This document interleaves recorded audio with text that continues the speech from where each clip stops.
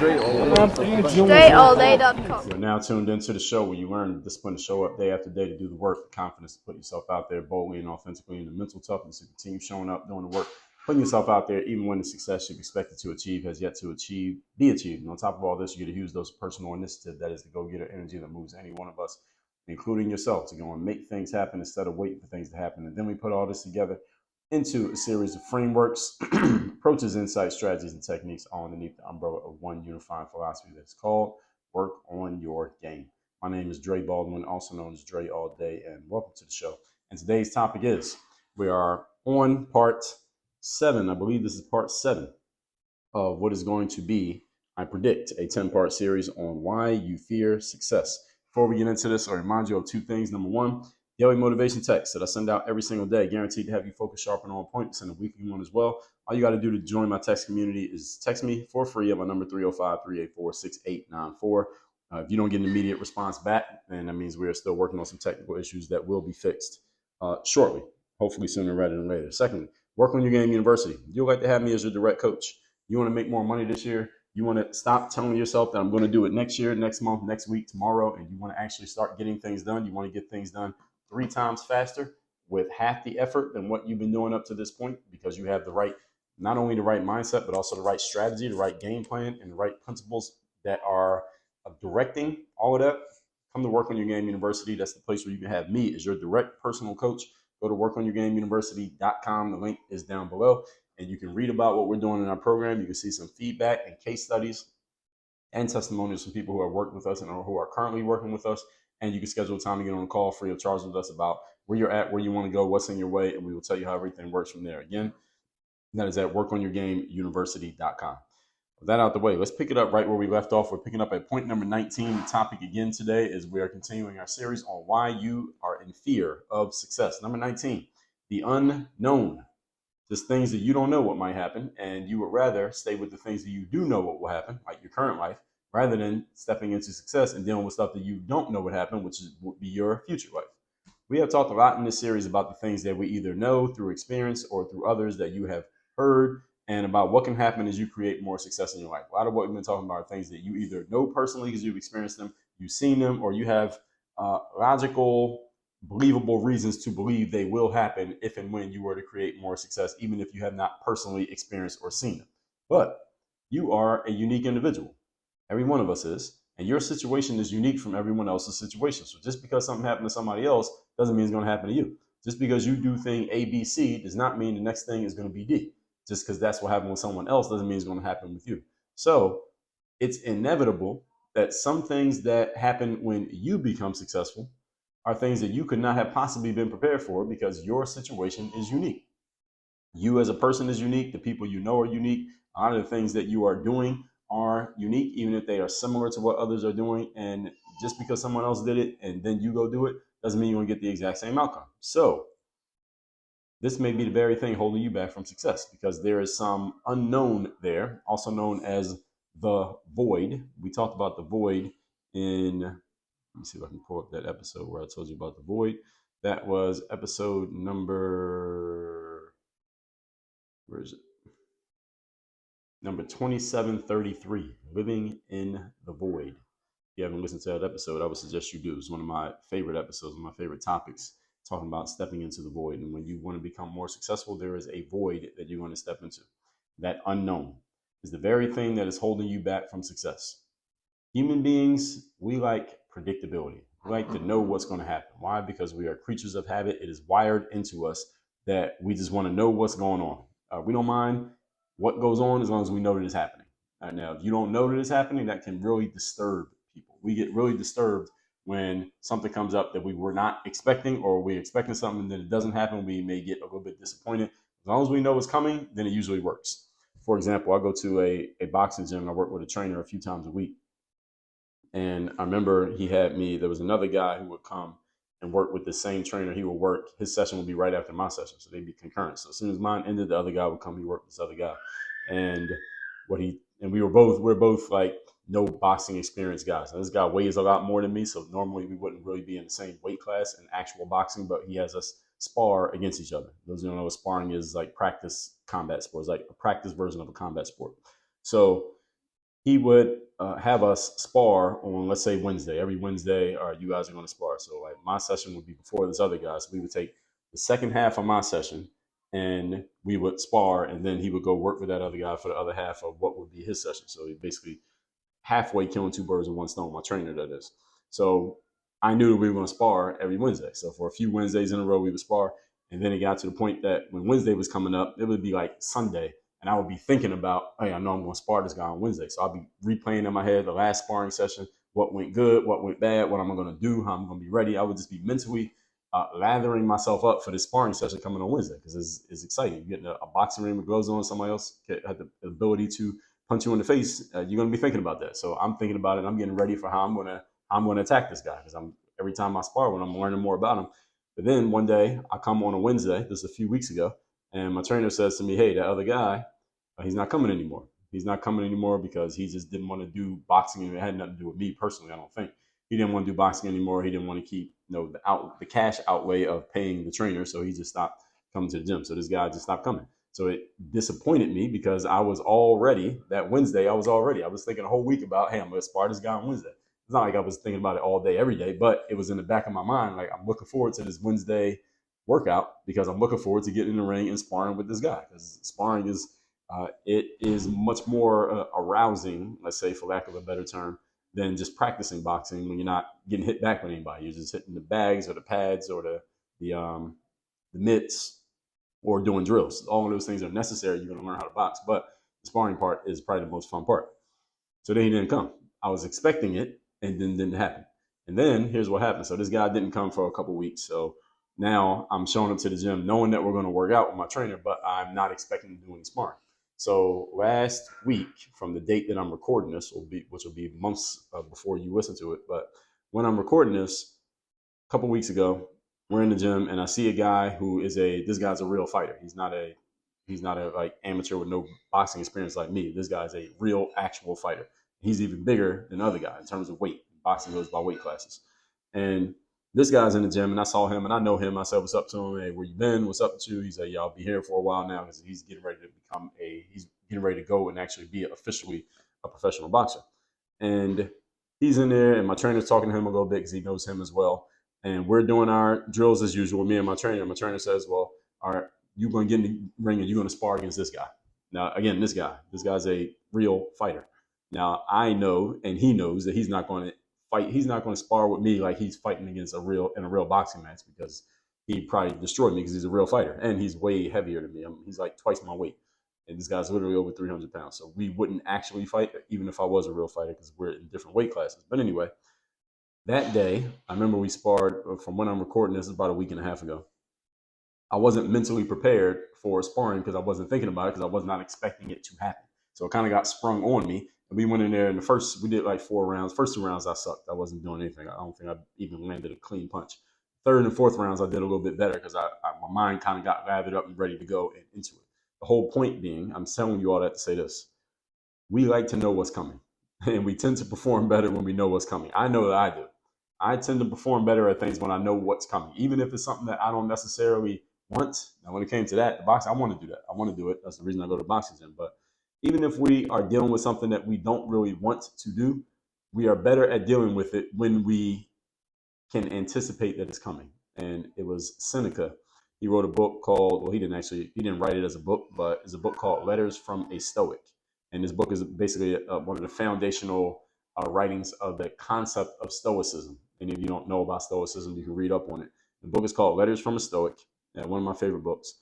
And Seneca, who wrote it, he is basically writing this concept of Stoicism. Those of you who don't know who a Stoicism is, let me see if I can give you a definition of it so you can understand. And there's an author, a more what's the word? A contemporary author by the name of Ryan Holiday. He writes about Stoicism all the time. But the definition of Stoicism is indifference to pleasure or pain, impassiveness. That's what Stoicism is. Basically, having so much control over your emotions that you don't get too high on the high, you don't get high at all on the highs, and you don't get low at all on the lows. You basically see everything through this kind of even keel lens. So let me give you another definition. A real or pretended indifference to pleasure or pain, the bearing of pain without betraying feeling, calm fortitude. That's what Stoicism is about. So one of the things that Seneca says, and I know this because I've gone over the notes in that book so many times, he says, anything that we can anticipate coming is dealt with more easily than if we didn't anticipate it coming, no matter what it is. Again, it could be something you hate. As long as you know you have to deal with it, then it doesn't bother you as much than if something you hate gets sprung on you and you just got to deal with it immediately. If you know it's coming, it's much easier to handle. So, for example, every time I'm recording this on a Friday, and tomorrow morning I'm going to get up and I'm going to run about 7 miles. And then after the run, I'm going to have all this ice on me. And this ice part, I don't actually enjoy the ice because I don't really like cold. I rather heat than cold. I always prefer hot over cold, any type of sensation. That's why I like getting in the jacuzzi. That part I look forward to. But before I get in the jacuzzi, I got to put all this ice on me. So I put ice on my calves, on my knees, on my hamstrings, all over my lower body after I run. You need to do this when you're an athlete because it helps reduce the inflammation in your body after you've done some type of workout. And the older you are, the more you need it. So I know that I'm going to put that ice on tomorrow, even though I don't like putting the ice on. It won't bother me as much because I'm already thinking about it. I already know I'm going to do it. And I do it every time. So I'm used to it. I know exactly how much time I got to have the ice on me. I know exactly which body parts. I know exactly how it's going to go. My feet as well. All of that. I know it's coming. So it won't bother me as much when it happens. That's what anticipation, that's the value of anticipation. When you know what's coming, the unknown is what bothers us. In combat sports, for example, let's take boxing that I was just using as an example.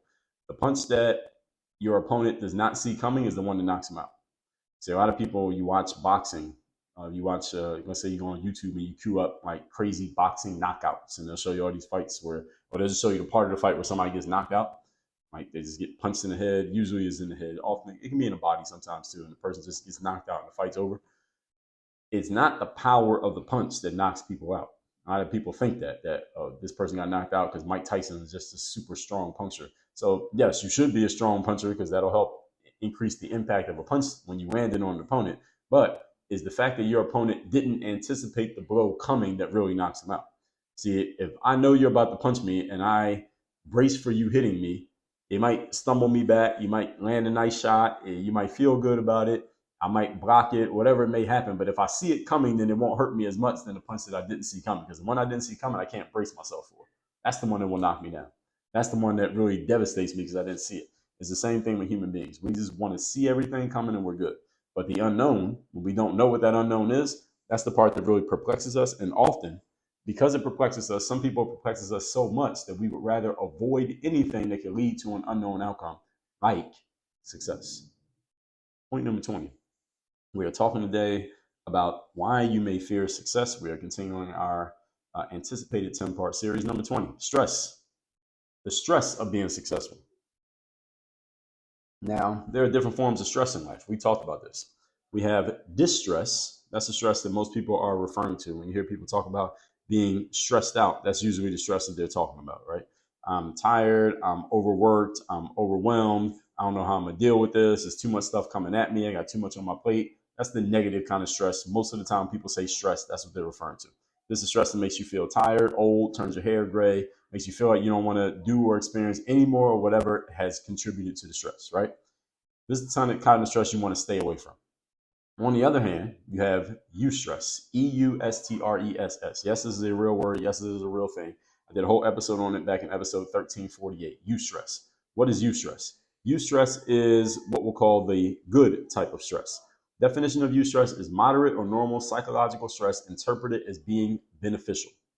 That's what eustress is the good kind of stress that you actually do on purpose because you believe is going to make you better. I just gave you an example. Just told you I was in a boxing ring, and you know my background is not in boxing. I'm in a boxing ring sparring with a guy who's a real fighter, and this dude has about 150 pounds of weight on me. And the reason that weight matters, for those of you who don't understand, is that when a person who's 300 pounds lands a power punch versus a person who's 180 pounds lands a power punch is a big difference. All right, that's the reason why it's a big deal to get in the ring with someone who weighs so much more than you. It's the reason why Mike Tyson and Floyd Mayweather didn't fight each other, being that they were different, time when so Tyson Fury and Floyd Mayweather didn't fight, even though they're both fighting at the same time because they're different weight classes. So that's eustress for me. I'm willing to put myself in that stressful position of getting in the ring with someone who's a real fighter and way bigger than me because it's going to make me better. I'm willing to deal with the eustress of getting up and running 7 miles tomorrow morning. Nobody's making me do it. I'm doing it because I want to, because I feel like it's going to make me better. and putting ice on me. I feel like that's going to make me better. There's a lot of things that hopefully you also do in your life on a daily basis that you don't really enjoy so much. The act itself may not be that enjoyable. I actually enjoy everything I told you. The ice I don't really enjoy, but the rest of it I enjoy. But you may do things that you know are going to be challenging to you. Let's just call it that way. You may enjoy the challenge, but you know it's going to be challenging. I know tomorrow when I run that 7 miles, I know the point when it starts to feel I start to feel the fatigue. I don't really start to feel the fatigue till about halfway through the run. So I'm going to run 7 miles, right about the turn point, right about 3.5 miles. And the route that I'm going to run tomorrow at about 3.5 miles, I'll be right at the entrance to Miami Beach. So I'll be actually just kind of in a little bit in Miami Beach, but I run through this park and I basically go around the park and then I turn around and go back the other way. When I get to that turn, that's about 3.5 miles, was about the halfway point of my run. That's when I start to feel the fatigue. That's when my brain starts to say to me, maybe you want to take a little break here and just chill for a minute, then keep running. And I always want to push through that and run the whole thing without stopping. So I know that's going to happen. I know I'm going to feel challenged. I'm going to do it anyway. That's eustress. This is the good stress. So lifting weights is a form of eustress. Pushing yourself to write 500 words a day for your book, that is eustress. Running a marathon when you normally, it's hard for you to walk around a block without losing your breath, that's eustress. All right, so here's the good news.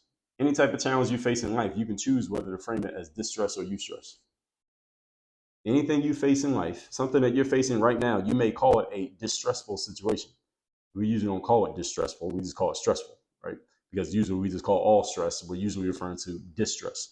But you can frame anything you go through in life as eustress. It doesn't have to be distress. Just because it's challenging doesn't mean it has to be the negative kind of stress. This can be the good kind of stress. All right, this can be good for me. Let me find the good in this. This is a matter of how you want to look at it, how you want to frame the situation. The situation itself does not force feelings on you. Situations do not force feelings on anyone. Can I say that one again? I'm going to write that one down because I like it.